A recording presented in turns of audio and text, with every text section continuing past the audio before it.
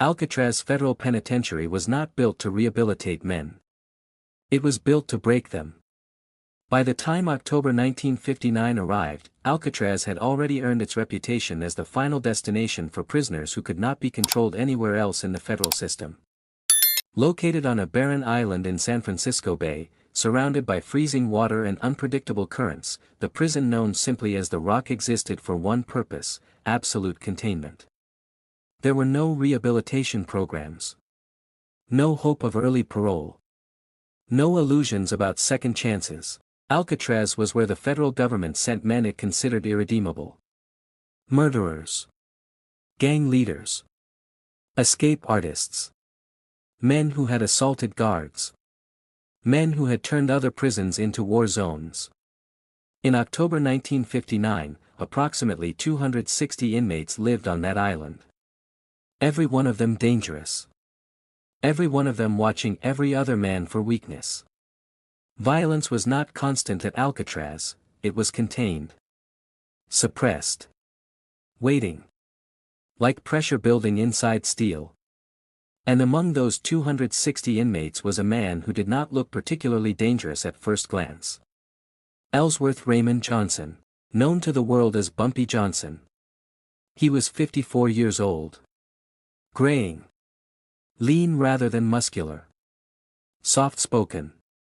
Polite. But the men who understood prison politics knew something important. Bumpy Johnson was not dangerous because of what he looked like. He was dangerous because of what he understood. Johnson had arrived at Alcatraz in June of 1953, already a legend long before the gates closed behind him. In Harlem, he had controlled millions of dollars in illegal gambling revenue. He had survived wars with rival black gangs and Italian crime families alike. He had negotiated with men who killed for a living and lived to tell about it. More importantly, he had learned something many violent men never do. That respect, once established, was more powerful than fear. Inside Alcatraz, respect was currency. And Bumpy Johnson had accumulated plenty of it. Not through intimidation. Not through random violence. But through consistency. He paid his debts. He didn't steal from weaker inmates. He didn't speak unless he had something worth saying. Among black inmates especially, Bumpy represented something rare inside a federal prison system dominated by white power structures. He represented dignity. But dignity, inside Alcatraz, was dangerous. Because it attracted attention. And not all attention was welcome. By October 1959, there was one man on the island who could not tolerate the idea of a black inmate being treated with respect, especially by white prisoners. A man whose entire identity depended on dominance. A man named Eric Poulson. And Poulson had been watching Bumpy Johnson closely. Very closely. Because in a place like Alcatraz, when a bully sees restraint, he doesn't see wisdom. He sees an opportunity. Eric Poulson did not arrive at Alcatraz by accident. Men like Poulson were selected.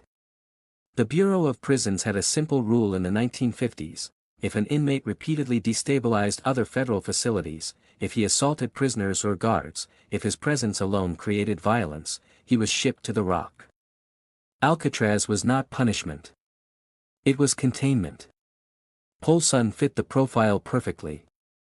Born in rural Texas in 1921, Eric Poulson grew up in an environment where violence was normalized early and often. Court records from his later trials describe a childhood marked by physical abuse, alcohol-fueled rages, and a rigid racial worldview inherited rather than learned. By his early 20s, Poulson had already been arrested multiple times for armed robbery. By his mid-30s, he had escalated to murder. Between 1954 and 1956, Poulson was convicted of 3 separate homicides, all committed during armed robberies across Texas and Louisiana. In each case, the victims were black men. In each case, the violence exceeded what was necessary to commit the crime. According to trial transcripts, Poulson shot one victim twice after he was already dead, then stood over the body and fired a third round, to be sure. When asked why he did it, Poulson reportedly laughed. During sentencing, the judge called him a danger to civilized society. Paulson replied, only to the wrong people. That response followed him into the federal system. Physically, Paulson was imposing even by prison standards. He stood 6 feet 4 inches tall and weighed approximately 275 pounds, much of it muscle built through years of obsessive weightlifting. Other inmates described him as someone who trained not for health, but for dominance. He lifted not to survive, but to intimidate. But Paulson's most dangerous trait wasn't his size. It was his discipline. Unlike impulsive predators who lashed out openly, Paulson learned quickly how to operate within prison rules while still terrorizing those around him. He understood exactly how far he could go before triggering consequences. He knew when guards were watching. He knew which guards didn't care. And at Alcatraz, some guards didn't care at all. Officially, racial harassment was prohibited. Unofficially, enforcement depended on who was doing the harassing and who was being harassed. Paulson learned which officers looked the other way, which ones smirked, which ones quietly approved. So he adjusted his tactics. No open beatings. No obvious stabbings. Just humiliation. Fear. Constant pressure. According to Marcus Williams, Paulson treated Alcatraz like a personal hunting ground. He didn't need to hurt you, Williams later recalled. He needed you to know he could. Paulson took food from black inmates' trays, not because he was hungry, but because he could. He bumped into men in the showers hard enough to bruise ribs, then claimed it was an accident. He whispered slurs under his breath when guards were just far enough away not to hear clearly. The goal wasn't discipline. It was dominance. And for nearly 2 years, it worked. Most inmates avoided Paulson. Some feared him. Others simply decided it was safer not to engage. Even white inmates who didn't share his racism avoided him, unwilling to challenge someone that violent and that large. So when Bumpy Johnson arrived at Alcatraz in 1953 and quietly earned respect, Paulson noticed immediately. At first, he watched. Bumpy didn't posture. Didn't threaten. Didn't boast. He walked slowly, spoke carefully. Listened more than he talked. And yet, men listened when he spoke. Black inmates deferred to him naturally. White inmates treated him with caution rather than contempt. Even some guards acknowledged him with nods rather than orders barked at lesser men. To Paulson, this was unacceptable. In Paulson's worldview, hierarchy was racial and physical. White over black. Strong over weak.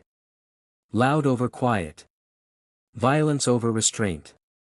Bumpy Johnson violated every assumption Paulson lived by. Here was an older black man, smaller, slower, visibly aging, who carried himself as though he belonged anywhere he stood.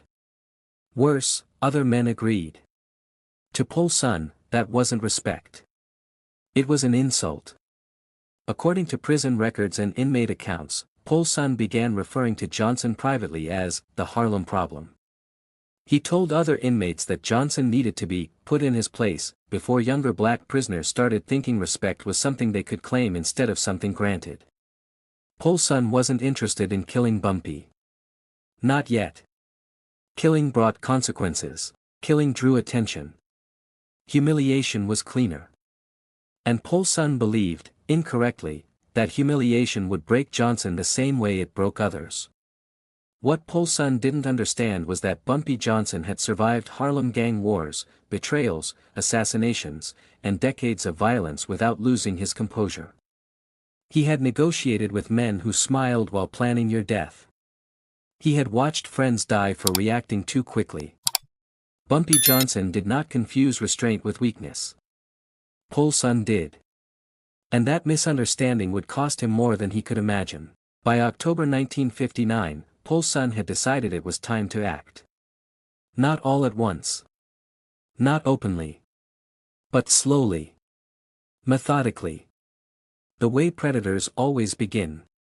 The apple pie incident on October 16 would be the first test. The showers would be the second. The yard would be the third. Each moment carefully calibrated to provoke a response. And each time Bumpy Johnson refused to give Poulson what he wanted. To Poulson, it looked like victory. To Johnson, it looked like opportunity. Because in prison, the most dangerous man isn't the loudest one. It's the one who knows exactly when to strike, and waits. In a place like Alcatraz, nothing happened in isolation. Every movement was observed. Every reaction was catalogued. Every failure to respond was interpreted. By the morning of Friday, October 16, 1959, the island was already tense in ways that didn't show up in official reports. Word had spread quietly that Eric Poulson had decided to test Bumpy Johnson. Not confront him directly, not yet, but probe him. Measure him. See how far he could be pushed. The first test came in the most mundane setting possible. Lunch. The Alcatraz cafeteria was designed to prevent chaos. Long wooden tables bolted to the floor. Benches without backs. Clear sightlines for guards stationed along the walls and elevated platforms.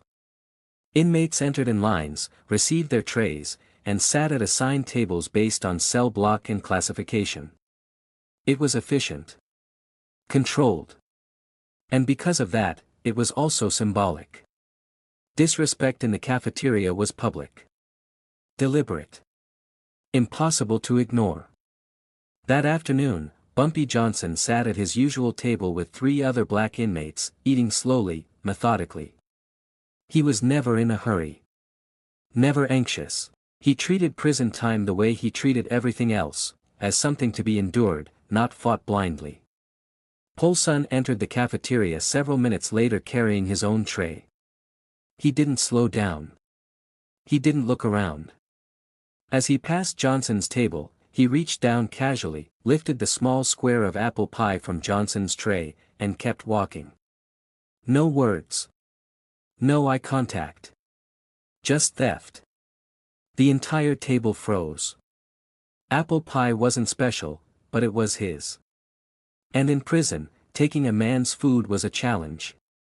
It was saying, "I own you." Every man at the table expected Johnson to react, to stand, to say something, to do anything. Instead, Johnson looked down at the empty space where the pie had been. Then he looked up. Then he continued eating. Marcus Williams later described the moment as unsettling. "We were ready to fight," he said. "Every one of us." But Bumpy didn't even change his pace. It was like Poulson didn't exist. That silence did 2 things simultaneously. It confused Poulson. And it emboldened him. Because men like Poulson only understood one language. If you didn't speak it back, they assumed you couldn't. That assumption would guide Poulson's next move. 3 days later, on Monday, October 19, the second test came in the shower room. The showers at Alcatraz were communal, open, and deliberately uncomfortable. There were no curtains. No privacy. The design ensured that guards could observe everything, but it also ensured vulnerability. Johnson was showering alone near the wall when Poulson entered. There were plenty of empty stations. Poulson chose Johnson's. He walked straight toward him and shoved him hard enough that Johnson slipped on the wet concrete, catching himself against the wall to keep from falling. "That's my shower," Poulson said loudly. "Find another one." Then, just loud enough for everyone nearby to hear, "This one's for white men." The room went silent. Everyone was watching now. Johnson stood still for a moment, water running down his shoulders, his expression unreadable. He looked at Poulson, not with anger, not with fear, but with something closer to assessment. Then he stepped away. He moved to another shower. And he finished bathing. No words. No reaction. To some inmates, it looked humiliating. To Poulson, it felt like confirmation. By the time Johnson walked out of the shower room, Poulson was smiling. The third test came 2 days later, on Wednesday, October 21, during afternoon yard recreation. The yard was one of the few places inmates could move freely. Men walked laps. Talked quietly. Lifted improvised weights. The perimeter path was narrow, and blocking it was a deliberate act. Johnson was walking with two other inmates when Polson stepped directly into his path. "Get out of my way," Polson said. "I walk straight. You walk around." Then came the words everyone heard. "That's how it works in here." Johnson stopped. He looked at Polson. Then he stepped off the path and walked around him. Polson laughed. Loudly. "That's right," he called after him. "You know your place." By Wednesday night, the island was buzzing. Some inmates thought Johnson had lost his edge. Others suspected something else was happening beneath the surface. The older men, the ones who had survived long sentences, understood. Restraint in prison wasn't submission. It was strategy. That night, in the cell block, Marcus Williams asked Johnson directly why he was allowing it. Johnson smiled, just slightly. "I'm giving him room," he said. "That's all. Room for what wasn't stated." But everyone understood. Because men like Polson never stopped. They escalated. And when they escalated far enough, even guards had to acknowledge it. The final test came the next afternoon. And this time, it wasn't aimed at Johnson. It was aimed at someone who couldn't defend himself. A young man named Robert Jackson. Robert Jackson did not belong in Alcatraz. At least, not by the standards most inmates use to measure danger. He was 23 years old, slight in build, barely 140 pounds, serving time for postal fraud, a non-violent federal offense that would normally have landed him in a low-security facility. But Jackson had made one mistake while awaiting sentencing: he'd attempted to run. That attempt earned him a transfer to a harsher environment, and eventually, to the Rock. Jackson kept to himself. He read constantly. Books were his escape, biographies, history, anything that took him mentally off the island. He spoke politely. Avoided eye contact. Tried to stay invisible. In a place like Alcatraz, invisibility was often the best defense. But invisibility didn't protect you from men who were looking for targets. On Thursday afternoon, October 22, 1959, Jackson was sitting alone on a bench in the recreation yard, a paperback book resting in his hands.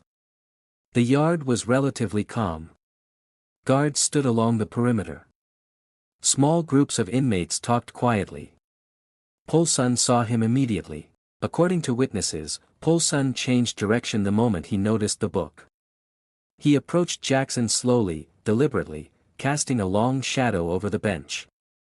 "What are you reading, boy?" Polson asked. Before Jackson could answer, Polson reached down and ripped the book from his hands. Jackson looked up, startled but careful. "Please give that back," he said. "I was reading it." Polson flipped through the pages exaggeratedly. "You understand this stuff?" he asked. "Didn't know you people could read without pictures." A few inmates nearby froze. They knew what was coming. Jackson stood up slowly, his voice calm but shaking. "It's mine," he said. "I didn't do anything to you."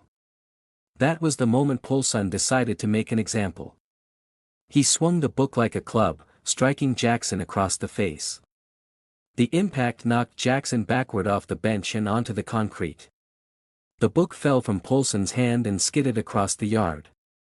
Polson picked it up, walked a few steps, and threw it into a shallow puddle of dirty water near a drain.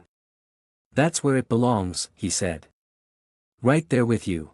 Jackson lay on the ground holding his face, blood already forming at the corner of his mouth. Guards moved in, not urgently, but eventually.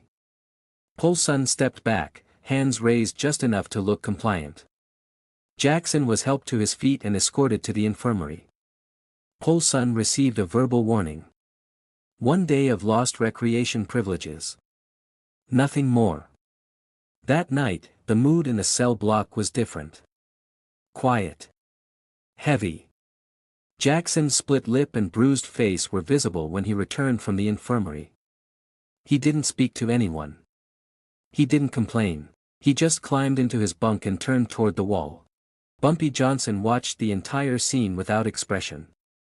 Later that evening, Johnson sat with several black inmates, Marcus Williams among them.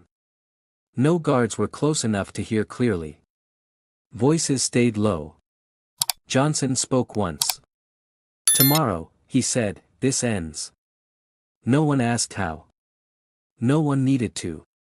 Because there was a rule in prison older than the walls themselves: when a bully moves from testing you to attacking the weak, the response must be absolute. Johnson understood something Poulson never did. Harassment could be endured. Disrespect could be calculated, but terrorizing the defenseless demanded an answer. Johnson had waited deliberately. He had allowed Poulson to escalate. He had documented, silently, every provocation. And now Poulson had crossed the one line that guaranteed witnesses would side against him. Friday lunch was less than 12 hours away. And Poulson, confident and careless, believed he had already won. He had no idea that every move he'd made that week had been anticipated. That his confidence was the final ingredient Johnson needed. That the cafeteria, the most controlled room on the island, was about to become the stage for something Alcatraz had never seen before. Friday, October 23, 1959, began like any other day on the Rock. The fog rolled in early, thick and unmoving, swallowing the shoreline and isolating the island from the rest of the world. Inside the cell blocks, inmates dressed in silence. Shoes scraped concrete.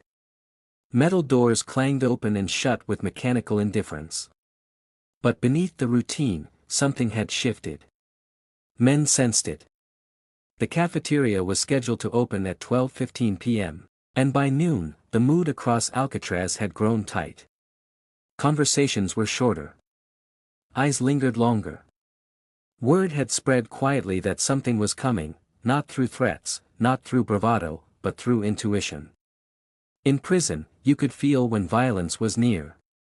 The cafeteria itself was a controlled environment by design. Roughly 250 inmates could be seated at once. Long tables ran parallel in rigid rows. Guards stood along the walls and on elevated platforms, each with clear lines of sight.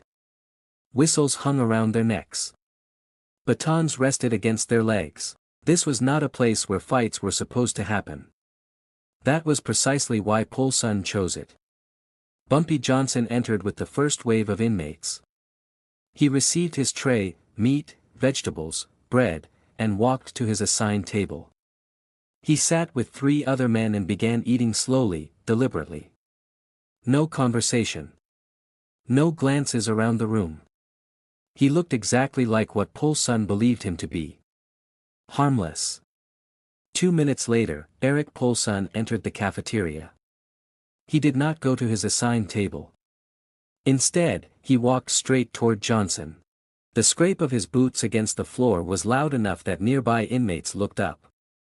Poulson set his tray down across from Johnson with deliberate force and leaned forward. "Well, well," he said. "If it isn't Harlem's king." Johnson did not look up. Poulson smiled, thin, satisfied. "Still eating with your people," Poulson continued. "Still pretending you matter." Johnson kept eating. The silence irritated Poulson. He wanted resistance. He wanted anger.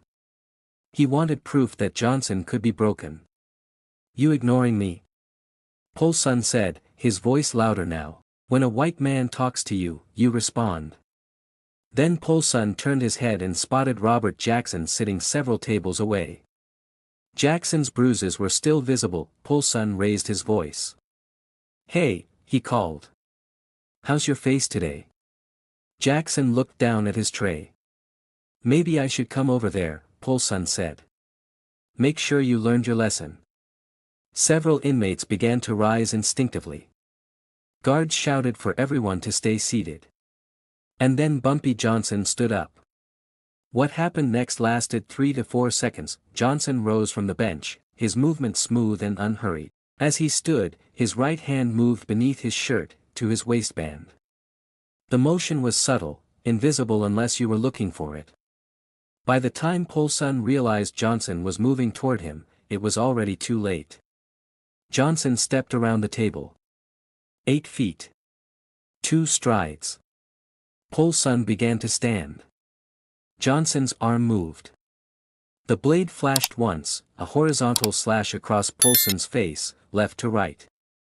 The metal cut deep, splitting skin from cheekbone to jaw. Blood erupted instantly, pouring down Poulson's chest. Poulson screamed. Johnson moved again. An upward diagonal cut, faster than the first. The blade crossed the earlier wound and tore into Poulson's right eye. Poulson collapsed backward over the bench and hit the floor hard, hands clawing at his face as blood streamed between his fingers. The cafeteria exploded. Whistles shrieked. Guards rushed forward. Inmates dove under tables or flattened themselves against the floor. Johnson stopped.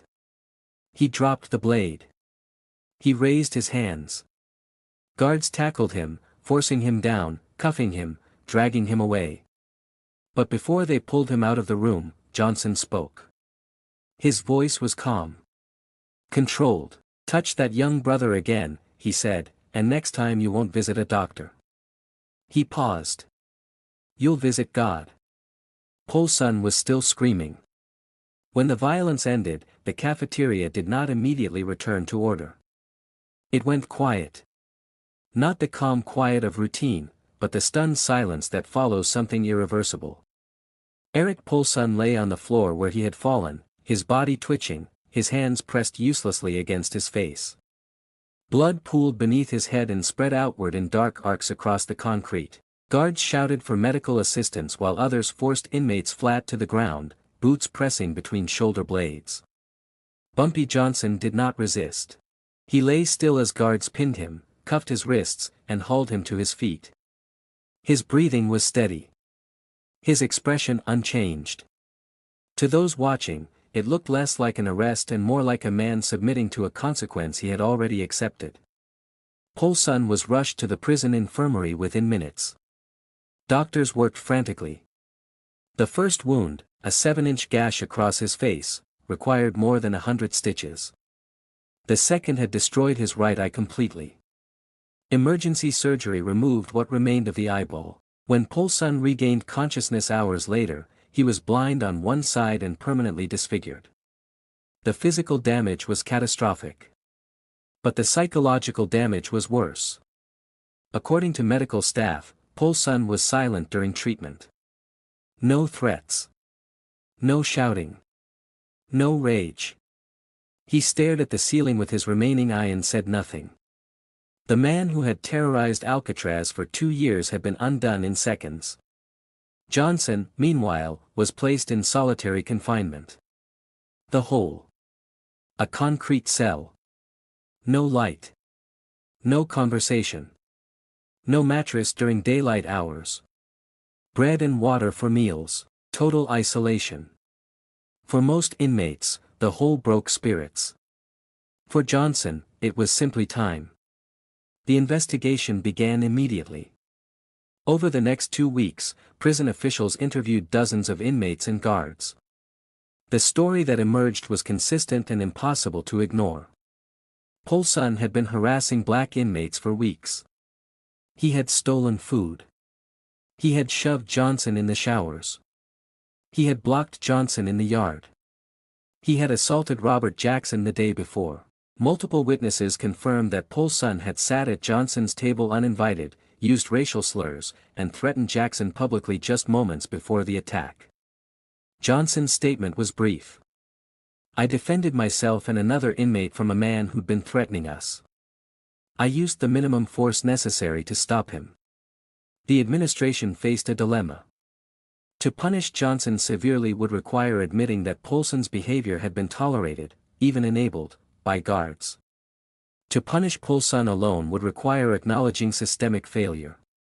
So they chose balance. Johnson received 30 days in solitary for possession of a weapon and assault. No additional years were added to his sentence. Polson was quietly transferred out of Alcatraz once he recovered. No announcement. No explanation. Just removal. And just like that, something fundamental changed on the rock. When Johnson returned to general population, no one tested him. White inmates stopped using racial slurs in his presence. Black inmates treated him with open reverence. Even guards addressed him differently, less bark, more caution. The message had been delivered. Not loudly. Not repeatedly. Once. And that was enough. Stories do not need embellishment to become legends. They need movement. And once inmates began transferring out of Alcatraz, the story of what happened in the cafeteria on October 23, 1959 began to travel. It moved the way all true prison legends move, mouth to ear, cell block to cell block, facility to facility. In Atlanta. In Leavenworth. In Marion.